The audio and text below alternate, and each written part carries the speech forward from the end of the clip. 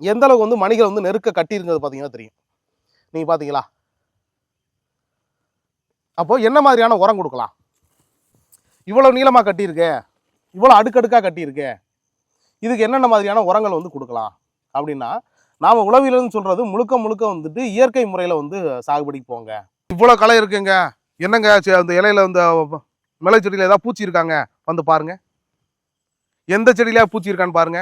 வெள்ளைப்பூச்சி, கள்ளிப்பூச்சி, அந்த பூச்சி, மாவு பூச்சி, பச்சை புழு ஏதாவது ஒன்று இருக்கான்னு பாருங்க. இருக்காது.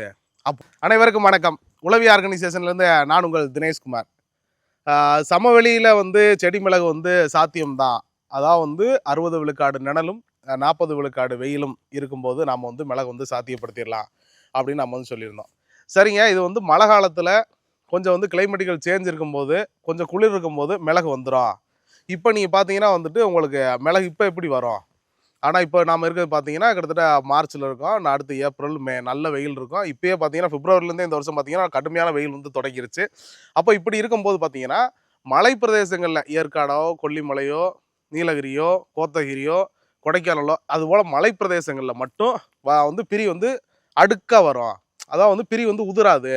ஆனால் வந்து பிளெயின்ஸில் பண்ணும்போது பார்த்தீங்கன்னா வந்துட்டு பிரி வந்து நிறையா வந்து உதிரும். இப்போ ஒரு பூனுடைய நீளம் வந்துட்டு எடுத்துக்காட்டுக்கு பனியூரில் பார்த்தீங்கன்னா ஒரு பூவுடைய நீளம் வந்து பார்த்தீங்கன்னா ஒரு 10 சென்டிமீட்டர் வந்து 15 சென்டிமீட்டர் நீளம் இருக்குன்னு வச்சுங்களேன்.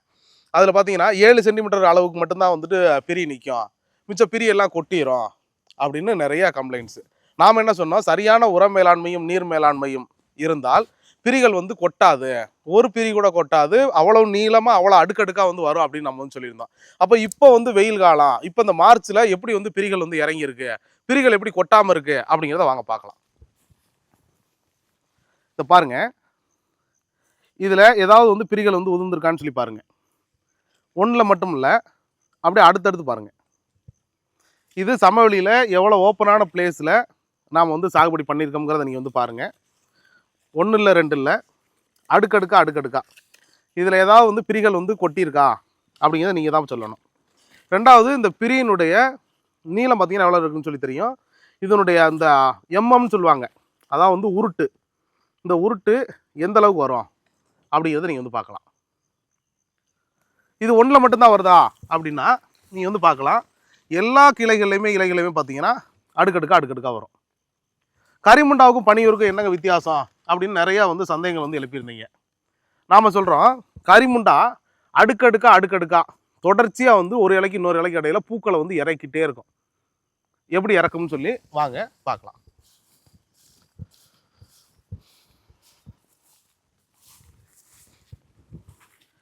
இப்போ நீங்கள் பார்த்தீங்கன்னா தெரியும், நிறைய வந்து பிரிகள் வந்து வந்துக்கிட்டே இருக்கும். ஆனால் பிரியினுடைய நீளம் பார்த்தீங்கன்னா தெரியும், உங்களுக்கு அதிகபட்சம் 5லேருந்து 7 சென்டிமீட்டர் அளவில் தான் இருக்கும். நீங்கள் பார்த்தீங்கன்னா தெரியும். ஆனால் ஒரு இலைக்கு இன்னொரு இலைக்கு இடையில தொடர்ச்சியாக வந்து பிரிகள் வந்து வந்துக்கிட்டே இருக்கும். தெரியுங்களா? இதில் எதுலேயுமே வந்து பிரிகள் வந்து இப்போ இவ்வளோ வெயில் அடிக்குது, இவ்வளோ உதிரும் அப்படின்னா உதிராது. காரணம் உர மேலாண்மையும் நீர் மேலாண்மையும் மட்டும்தான். அடுக்கடுக்காக நீங்கள் பார்த்தீங்கன்னா தெரியும், எல்லாத்துலேயுமே பார்த்தீங்கன்னா தெரியும் எந்த அளவுக்கு இறங்கிருக்குன்னு பார்த்தீங்களா? இப்போது இதில் எப்படி வந்து பிரிகள் வந்து தொடர்ச்சியாக வந்து வந்திருக்கு. ஆனால் கரிமுண்டாவில் பார்த்தீங்கன்னா அப்படி வராமல், ஒரு இலைக்கு இன்னொரு இலைக்கு இடையில வராமல் 2 இலைக்கு ஒரு பூ அப்படி தான் வரும். ஆனால் 2 இலைக்கு ஒரு பூ வந்தாலும் கூட எந்த அளவுக்கு வந்துட்டு பிரியினுடைய நீளம் பார்த்தீங்கன்னா தெரியும். கிட்டத்தட்ட எந்த அளவுக்கு வந்து நீளமாக இருக்குன்னு சொல்லி பார்த்தீங்கன்னா தெரியும். எந்த அளவுக்கு வந்து மணிகள் வந்து நெருக்க கட்டியிருக்கிறது பார்த்தீங்கன்னா தெரியும். நீங்கள் பார்த்தீங்களா? அப்போது என்ன மாதிரியான உரம் கொடுக்கலாம்? இவ்வளோ நீளமாக கட்டியிருக்கே, இவ்வளோ அடுக்கடுக்காக கட்டியிருக்கே, இதுக்கு என்னென்ன மாதிரியான உரங்கள் வந்து கொடுக்கலாம் அப்படின்னா, நாம் உளவியல்னு சொல்கிறது முழுக்க முழுக்க வந்துட்டு இயற்கை முறையில் வந்து சாகுபடிக்கு போங்க. செயற்கை முறை சாகுபடிக்கு வேண்டாம். யூரியா வேண்டாம், பொட்டாஸ் வேண்டாம், பாஸ்பரஸ் வேண்டாம், டிஏபி வேண்டாம். அப்போது இயற்கை முறையில் என்னென்னலாம் பண்ணலாம்? மக்கின தொழு உரம், ஆட்டு தொழு உரம் அல்லது மாட்டு தொழு உரம். இதை வெறும் தொழு உரமாக கொடுக்காம ஊட்டமேற்றிய தொழு உரமாக மாற்றி கொடுக்கலாம். எப்படிங்க ஊட்டமேற்றிய தொழு உரமாக மாற்றி கொடுக்கறது? ஒரு லோடு சாணக்குப்பை வாங்குங்க, சூடாமோனஸ், ட்ரைகோடர்மா விரிடி, பேசிலாமைசிஸ் அப்படிங்கிற உயிரி உரங்களை லேயராக சாணம் உயிரி உரம், சாணம் உயிரி உரம் இப்படி லேயராக போடுங்க. நிழலான பகுதியில் ஒரு 45 நாளைக்கு வந்து மூடி வைங்க. ஒரு 20 நாள் கழித்து கலவை மாதிரி கலக்கி விடுங்க. 45 நாள் கழித்து எடுத்து பார்த்தீங்கன்னா அது புட்டு மாதிரி ஆயிரும். நீங்கள் அரிசியாக கொடுக்குறதுக்கு பதிலாக செடிகளுக்கு நீங்கள் சோறாகவே நீங்கள் பொங்கி கொடுத்துடலாம். அப்போது அது இன்னும் நல்ல வேகமாக வேலை செய்யும். இது மட்டுமே போதுமானதா? இல்லை. வேப்ப புண்ணாக்கு, கடலை புண்ணாக்கு, புங்க புண்ணாக்கு, எள்ளு புண்ணாக்கு, கொள்ளு புண்ணாக்கு, ஜீவாமிர்தம், அமிர்த கரைசல், WDC waste decomposer, EM solution, seaweed. அப்போது இவ்வளவும் ஆர்கானிக்கில் பண்ணலாம். இதெல்லாம் ஒரே நேரத்தில் பண்ணணுமா? வேண்டாம். 30 நாளைக்கு ஒரு தடவை, மாதம் ஒரு தடவை ஒரு 100 கிராம் புண்ணாக்கு. இந்த மாதம் 100 கிராம் புண்ணாக்கு கொடுத்துட்டான், அடுத்த மாதம் என்ன கொடுக்கறது? EM சொல்யூஷன் கொடுங்க. EM சொல்யூஷனை பொறுத்தவரை EM வந்து நீங்கள் எந்த அளவுக்கு ஸ்ப்ரே பண்ணுறீங்களோ அதிகப்படியான வந்து உங்களுக்கு தளிர்களும் பூக்களும் பிரிகளும் பக்க கிளைகளும் மந்தமயமாகவே இருக்கும். EM அவ்வளோ நல்லா வேலை செய்யும். தசகாவியம் இருக்குது. தசகாவியம்ங்கிறது முழுக்க முழுக்க வந்து சாணத்தின் மூலக்கூறாக கொண்டு செய்யக்கூடிய ஒரு இயற்கை முறையில் பண்ணக்கூடியது. அதை நீங்கள் ஸ்ப்ரே பண்ணுங்க, இன்னும் வேகமான வளர்ச்சி இருக்கும். அப்போ பூக்கள் வந்து உதிராமல் இருக்க வந்து அதை வந்து பிரிகின்னு வந்து இவ்வளவு வந்து அடுக்கடுக்காக வந்திருக்கு, எங்களுக்குலாம் வந்து அப்படி வரலையே. அப்போ நீ என்ன பண்ணணும்? நுண்ணூட்டங்கள் வந்து உங்களுக்கு வந்து பத்தலை, 2ஆம் நிலை நுண்ணூட்டங்களான மைக்ரோ நியூட்ரியன்ட் பத்தலை, ஜிங்க் பத்தலை, போரான் பத்தலை, காப்பர் பத்தலை. அப்போ என்ன ஆகும்? இப்போ அந்த பூக்கள் வரும்போது அந்த பிரி வந்து செட் ஆகாமல், மணி செட் ஆகாமல் உதிர்ந்துக்கிட்டே இருக்கும். அப்போ இதெல்லாம் வந்து என்ன செய்யணும்? இது போல் மாதம் ஒரு முறை ஒரு ஜீவாமிர்தம், ஒரு வேஸ்ட் டீகம்போசர், ஒரு EM சொல்யூஷன், ஒரு ஹியூமிக்கு, ஒரு சீவீடு. அப்போ இது போல் உரங்களை நீங்கள் வந்துட்டு மாதம் ஒரு முறை நீங்கள் வந்துட்டு 100 கிராம் 100 ml அப்படிங்கிற விதாச்சாரத்தில் நீங்கள் வந்து கொடுத்துக்கிட்டே இருக்கும்போது என்ன ஆகும்னு கேட்டிங்கன்னா, இவ்வளோ அடுக்கடுக்காக பிரிகள் வந்துக்கிட்டே இருக்குது. அதில் பார்த்தீங்கன்னா தெரியும், அடுத்த பக்கை கிளைகள் வந்து வர ஆரம்பிச்சிருச்சு. இதெல்லாம் இன்னொரு 10 நாளில் வந்து அறுவடை எடுக்கக்கூடியது. இந்த செடியினுடைய வயது என்னன்னு சொல்லி கேட்டிங்கன்னா 10 மாதம் தான் ஆகுது. கிட்டத்தட்ட இந்த 10 மாதத்தில் இந்த செடி நடவு பண்ணதுலேருந்து இந்த ப்ரொடெக்ஷன் காஸ்ட் இருக்கும் இல்லையா, உற்பத்தி செலவு, அந்த உற்பத்தி செலவை இந்த அறுவடையில் இந்த செடி வந்து கொடுத்துரும். அப்போ இந்த செடியினுடைய வயசு எவ்வளோ இருக்கும்? ரொம்ப குறைஞ்சபட்சம் 15 ஆண்டுகளுக்கு வந்து நமக்கு வந்து வருமானம் தரக்கூடியது. தொடர்ச்சி ஆண்டு முழுவதும் நமக்கு வந்து வருமானம் தரக்கூடியது. அதே மாதிரி வந்துட்டு இது எங்கெங்கெல்லாம் சாகுபடி பண்ணலாம்? ஊடு பயிராக மட்டும்தான் சாகுபடி பண்ண முடியும். எல்லாரும் கேட்குறீங்க, பிளெயின்ஸில் வந்து தனியாக பண்ணலாமா, நான் கிரீன் நெட் போட்டு பண்ணலாமா? வேண்டாம், பண்ண முடியாது. ஏன் பண்ண முடியாது? இப்போ ஒரு காற்று அடிக்குது, இந்த வெயில் காலத்தில் பார்த்தீங்கன்னா ஒரு அனல் காற்று அடிக்கும். அனல் காற்று அடிக்கும் போது அந்த அனல் காற்றை தடுத்து நிறுத்தி கொடுக்கணும்னா அப்படின்னா ஊடு பயிராக பண்ணும்போது தான் அது சாத்தியம். கிரீன் நெட்டுக்குள்ளே பண்ணுறது வந்து அவ்வளோ சாத்தியம் இல்லை. இப்போ மொட்டை மாடியில் வைக்கிறேங்க, நான் ஒரு 5 செடி வைக்கிறேன், 10 செடி வைக்கிறேன்னா அது தெரியாது.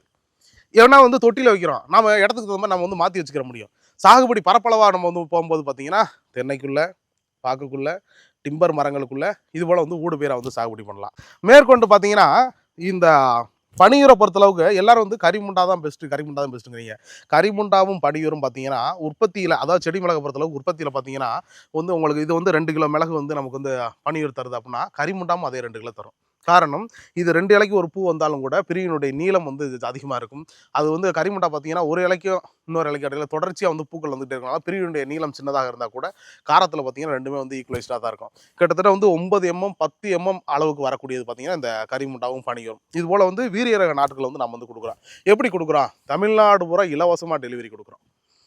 நான் அங்கே இருக்கேங்க, நாங்கள் கோயம்புத்தூரில் இருக்கோங்க, ஃப்ரீ டெலிவரி. ஆஃபீஸ் எங்கே இருக்குது? ஆஃபீஸ் கோயம்புத்தூரில் இருக்குங்க. இல்லைங்க, நான் பாண்டிச்சேரியில் இருக்கேங்க, பாண்டிச்சேரிக்கு ஃப்ரீ டெலிவரி. திருவண்ணாமலை இருக்குங்க, ஃப்ரீ டெலிவரி. நான் கன்னியாகுமரியில் இருக்குங்க, ஃப்ரீ டெலிவரி. 1 ஏக்கருக்கு மேலே சாகுபடி பண்ணக்கூடிய விவசாயிகளுக்கு இலவசமாக டெலிவரி கொடுத்து, நம்ம கொடுக்குற நாற்று இந்த அளவுக்கு வீரியமான நாற்று கொடுக்குறது மட்டும் இல்லை, நம்ம கொடுக்குற நாற்றுகள் ஏதாவது வந்து பாடுவாசி ஆயிடுச்சு அப்படின்னால் கூட நம்ம வந்து இலவசமாக வந்து அந்த மாற்று செடிகளை வந்து ஃப்ரீயாக கொடுத்து 2 மாதத்துக்கு ஒரு தடவை அந்த ஃபீல்டுக்கு வந்து ஃபீல்டு சர்வீஸ் கொடுத்து எப்படி வந்து உரம் மேலாண்மை எப்படி பண்ணணும், நீர் மேலாண்மை எப்படி பண்ணணும், களை மேலாண்மைங்கிறது நீங்கள் பார்த்தீங்கன்னா தெரியும். ஏதாவது களை வெட்டிக்கணும் பார்த்தீங்களா? இவ்வளோ களை இருக்குங்க, என்னங்க அந்த இலையில இந்த மிளகு செடியில் ஏதாவது பூச்சி இருக்காங்க வந்து பாருங்க. எந்த செடியில பூச்சி இருக்கான்னு பாருங்க. வெள்ளைப்பூச்சி, கள்ளிப்பூச்சி, அந்த பூச்சி, மாவு பூச்சி, பச்சைப்புழு ஏதாவது ஒன்று இருக்கான்னு பாருங்க. இருக்காது.